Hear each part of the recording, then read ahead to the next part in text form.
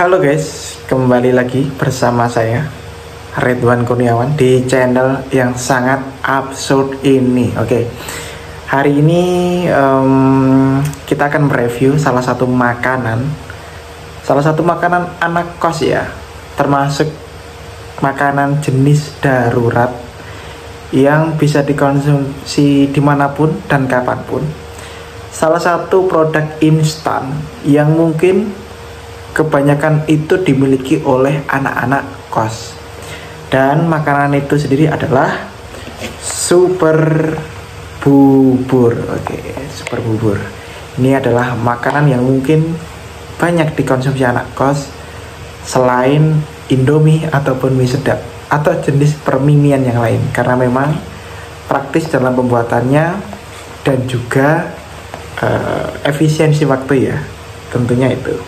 Oke, kita akan mereview bagian-bagian ataupun komposisi dari super bubur.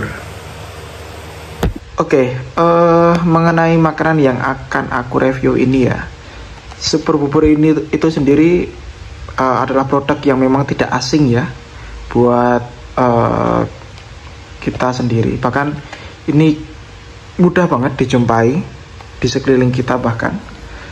Dan ini bisa dibeli di supermarket, minimarket, ataupun tempat-tempat toko yang lain. Itu kebanyakan sudah menjual ini. Dan dari tampilannya ya, ini judulnya gede banget, adalah super bubur dengan tagline bubur instan lezat. Dan jujur ini adalah tagline yang sangat biasa-biasa banget ya untuk makanan ini gitu. Dan produk ini sudah BPOM RI, jadi sudah aman. Dan juga kemudian sudah ada cap halalnya ya dari MUI. Oke, kemudian kandungannya di sini rasa ayam ya teman-teman. Ini kebetulan dibeliin sama ibuku ketika aku di rumah, karena saat ini aku di kos. Kemudian ini ada anjuran-anjuran ya, ada cukup seduh dengan air panas. Oke. Kemudian isiannya tuh di sini tertulis lengkap ya. Kemudian terkait rasa. Terus kemudian informasi kadaluarsanya gimana ya? Oh ini baik dikonsumsi sebelum Desember 2024. Jadi masih lama ya. Masih lama kalau kita perhatikan jadwal tag video ini masih sangat masih sisa 6 bulan lagi, 6 sampai 7 bulan lagi ya. Oke, ini di sini di gambarnya, di covernya sendiri itu terdapat langkah-langkah dalam membuat super bubur. Oke. Ini ada step-stepnya ya, teman, ada 5 step. Yang pertama ada kita memasukkan seluruh bubur instannya ya. Jadi ini bentuknya kayak biji-biji beras gitu sebenarnya bentuknya, warnanya putih.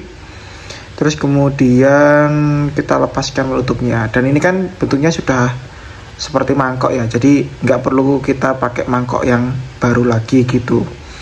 Terus yang kedua kita menuangkan bumbunya, dan ini takarannya sesuai selera ya teman-teman. Dan sebelumnya kan aku juga sudah pernah merasakan super bubur, dan mungkin teman-teman tidak usah untuk saran saya ya, tidak usah untuk memberikan seluruh bumbu ya, biar ya mungkin tidak keasinan.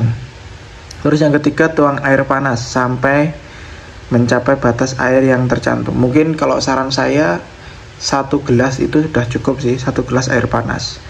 Dan di sini ada sebuah catatan ya, jangan takut terlalu encer ya, memang karena memang sifatnya super bubur ini tuh meresap gitu ya. Terus yang keempat, aduk sampai bubur halus merata lalu diamkan kira-kira sampai 2 menit sampai bubur mengental. Dan yang terakhir, tambahkan kecap dan sambal sesuai selera. Kemudian taburkan bawang goreng dan kerupuk sebagai pelengkap. Oke, itu teman-teman langkah mudah dalam membuat super bubur ini, dan sangat praktis banget buat anak kos. Dan ada catatan-catatan kecil ya teman-teman di sini. Karena di sini tuh ada komposisinya, tulisannya kecil-kecil ya teman-teman. Gitu. Oke, itu bisa dibuka, dan ini adalah tempat buat membuka super buburnya. Oke, seperti ini tampilannya. Untuk harga ya, kalau harga kemarin sekitar kurang lebih sekitar 5 ribuan. Aku beli di supermarket di kota Solo sekitar 5 ribuan gitu sih. Dan ya oke, lumayan oke, bisa dibawa kemana-mana, mungkin bisa dibawa ke naik gunung juga. Jadi nggak harus selalu mie ya untuk bisa dibawa ke naik gunung. Jadi praktis banget buat teman-teman yang pengen membawa bahan makanan yang bisa dan mudah dibawa kemana-mana, seperti itu.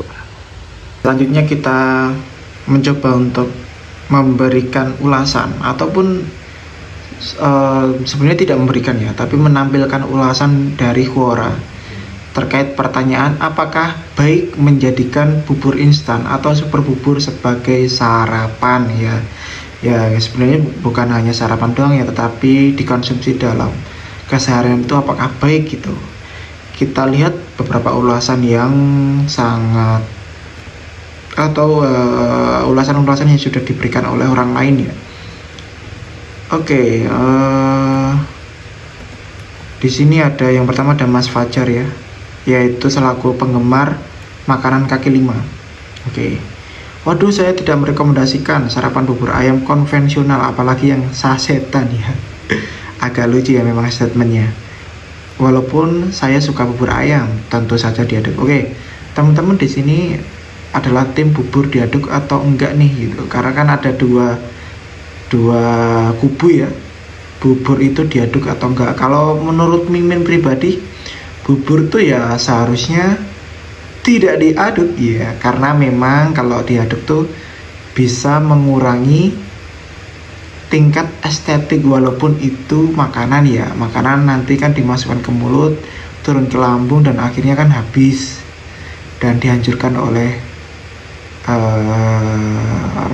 bagian pencernaan tubuh. Tapi kan ketika kita melihat makanan yang estetik kan ya menggugah selera juga kan. Nah itu pertimbangannya. Dan ini Mas Fajar, kenapa kayak nggak makan kenyang saat ini ya?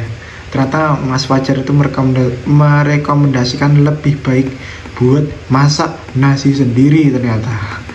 Agak lucu memang. Padahal kita bahas super bubur di sini.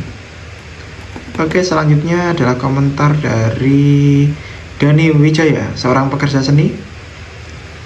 Komentarnya adalah baik apabila tidak terlalu banyak dan tidak setiap hari. Nah, ini Mimin sangat setuju banget dengan pernyataan ini. Baik apabila tidak terlalu banyak dan tidak setiap hari. Oke. Entah kenapa saya agak kurang dengan kata-kata instan. Contoh mie instan, berapa kandungan MSG-nya? Kopi instan, berapa kandungan gulanya? Saya rasa ketika itu dikonsumsi dengan benar, harusnya tidak menjadi masalah. Yang menjadi masalah adalah ketika itu dikonsumsi berlebihan. Jadi guys, segala sesuatu yang berlebihan itu tidak baik ya guys. Oke. Karena memang ya, walaupun itu barangnya bagus sekalipun, walaupun itu kondisinya bagus sekalipun, kalau itu dikerjakan secara berlebihan itu tidak baik ya teman-teman semuanya. Oke, komentar selanjutnya, setidaknya lebih baik daripada kelaparan dan badan gemetaran. Setuju kan? Oke. Ya, ini juga setuju ya. Jadi kesimpulannya adalah super bubur ini bisa dimakan dalam keadaan yang darurat saja. Oke. Ya, setuju-setuju aja sih, apalagi kalau misalkan nih kita sedang di kos ya, terutama kehabisan bahan makanan dan ternyata yang tersisa cuman super bubur atau benda-benda instan yang lainnya, bukan benda, makanan instan yang lainnya. Nah itu bisa dimakan gitu. Tapi bisa juga ini ya, karena negara kita tuh negara Indonesia yang memang rawan dengan bencana alam. Nah, itu bisa dikonsumsi ya. Maksudnya gini.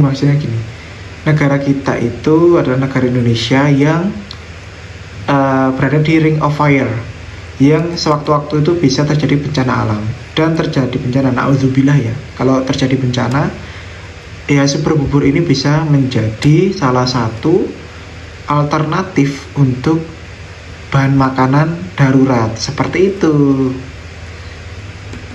Oke, di sini 2 review terakhir ya. Yang pertama ada Singgih, seorang project manager dari tahun 2016 hingga saat ini. Saya tidak akan menjawab baik atau tidak. Saya cuma mau nanya, kok pengen sarapan super bubur? Yang lebih enak masih banyak, bahkan nasi uduk atau nasi kuning 5 ribuan saja lebih enak. Ya mungkin Mas Singgih ini memberikan pendapat dengan memberikan ilmu perbandingan ya. Jadi super bubur harganya 5.000 dan nasi kuning yang mungkin harganya juga sama ya, 5 ribuan. Nah, kenapa kok tidak membeli nasi kuning aja gitu walaupun harganya sama? Nah, ini adalah pernyataan dari Mas Singgih dan nggak ada salahnya juga kalau kita memakai pernyataannya Mas Singgih ini. Oke, selanjutnya yang terakhir ya, walaupun mungkin di bawah-bawah masih banyak komentar, tapi saya cukupkan sampai komentar yang ini terakhir aja. Jika harus memilih nasi uduk atau bubur untuk sarapan, pilih mana? Kalau ada yang bayari sih mana aja boleh. Yang penting gratis. Oke, benar banget ya. Kalau kita selaku anak kos ya, dalam keadaan darurat, terus duitnya habis, nggak punya duit untuk membeli makanan, terutama makanan instan ya udah, solusi alternatifnya adalah kalau kita dibayari ya kita blab aja, iya, asalkan yang penting gratis. Oke,